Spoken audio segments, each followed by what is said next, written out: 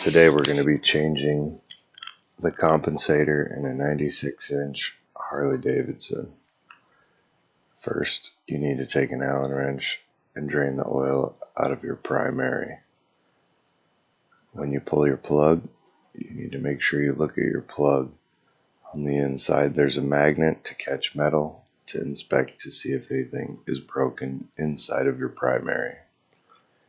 Next, you need to remove your derby cover. It takes a T25 Torx bit. Make sure you're careful when you pull this off, as there's a gasket on the inside that you don't want to damage if you don't want to buy another one. It is reusable. Next, you'll be pulling your outer primary cover. These are just regular Allens. Make sure when you pull them out, you keep them separated, as they're different sizes. Next, you pull off your outer primary cover. There should be a gasket there. You'll want to replace that.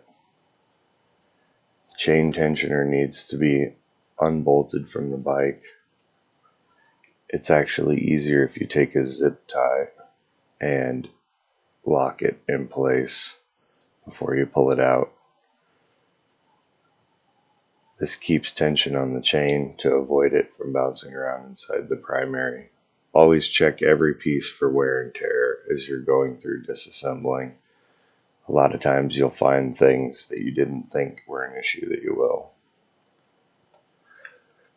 Next, you need to pull your compensator out.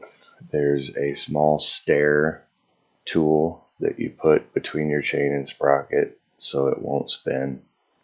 And you'll need a breaker bar, just like that.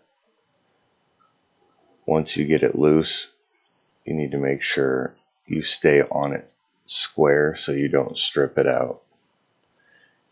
Next, we'll do the clutch pack. You have to pull the snap ring out with snap ring pliers, and then there should be a metal housing and a small bolt that comes out together. Underneath there is the bolt you'll need to remove to pull your whole clutch pack out. This bolt is threaded left-hand threads, so instead of lefty-loosey, you'll need to go right to loosen and left to tighten. As you see here, I tried to pull out evenly and carefully so nothing falls down, as those teeth are sharp and you need to be cautious because these parts are pretty heavy, as well as very expensive, so you don't want to drop anything and damage it. So you pull the compensator, the clutch pack, and the chain off, which should expose the inner primary cover. Next, you'll break these 5 bolts loose. When you buy a new compensator, you need to buy new bolts for this. The dealership can give you the part numbers, and will usually suggest that you buy it. They're under such high tension loads, and they're stressed out that you don't want to reuse them. The potential for breakage is high. So carefully back these out and make sure to inspect them for any type of twisting or cracks, as again, when we torque them back down, they go to a pretty high torque setting. There's 5 of them. Also, they have Loctite on them, so I broke them loose with the breaker bar first, and I'm just using a power drill to pull them out all the way. Side note on the power tools, if you're going to use them, be careful. Obviously, power tools are the easiest way to damage things. So once you have the bolts loose, make sure the primary is loose. Again, you'll have gaskets that attach it to the motor and transmission. So you just carefully work it until it breaks loose. If you do need to tap it with a dead blow hammer, that's fine. Make sure you don't tap it anywhere where the gaskets will meet each other, as you will most likely end up with an oil leak in that spot. This exposes the inside of your compensator, which is your stator. it is magnetized, so this is very hard to pull off. And when it does break loose, it breaks loose pretty fast. Also, when you put the new one on, you need to be careful that you align the teeth, but don't let it slam down and potentially break a magnet.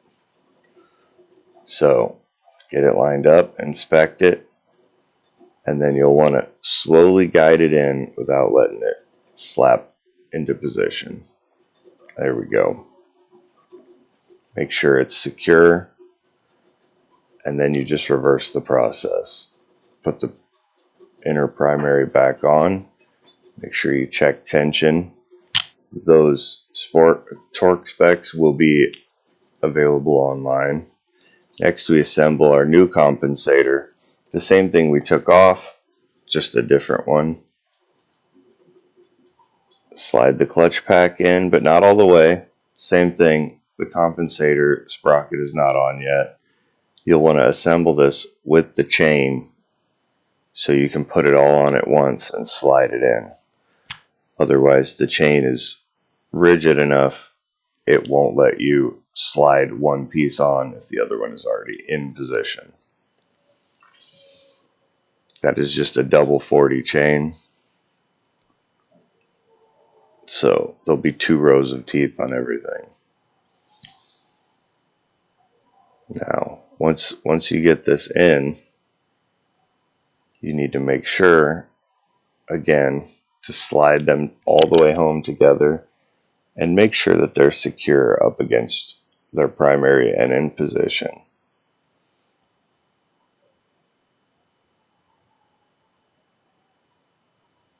Next, we will reinstall the chain tensioner after we get these tightened down.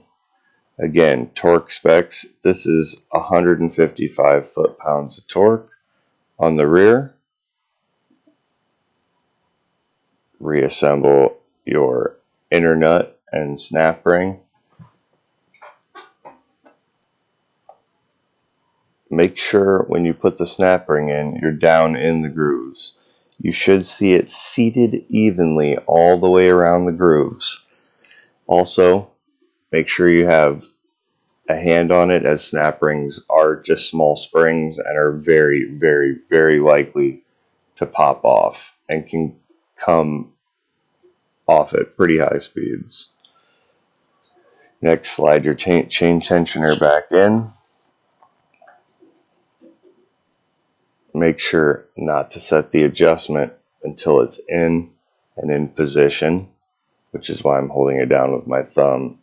Once you let go, it will spring up and it will find its own tension.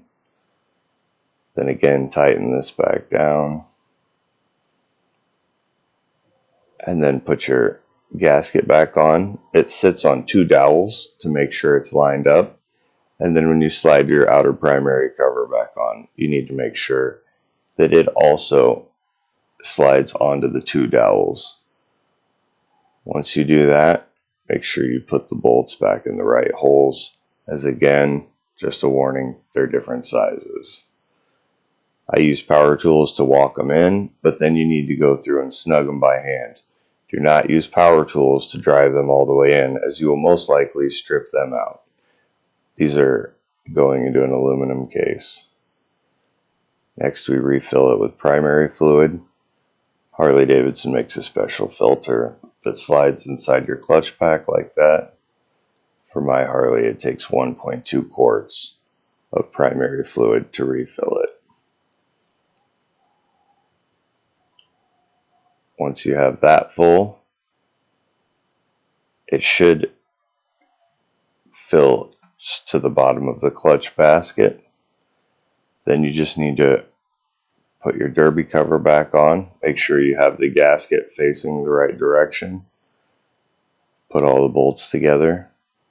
And that is how you change the compensator in a 96-inch Harley-Davidson.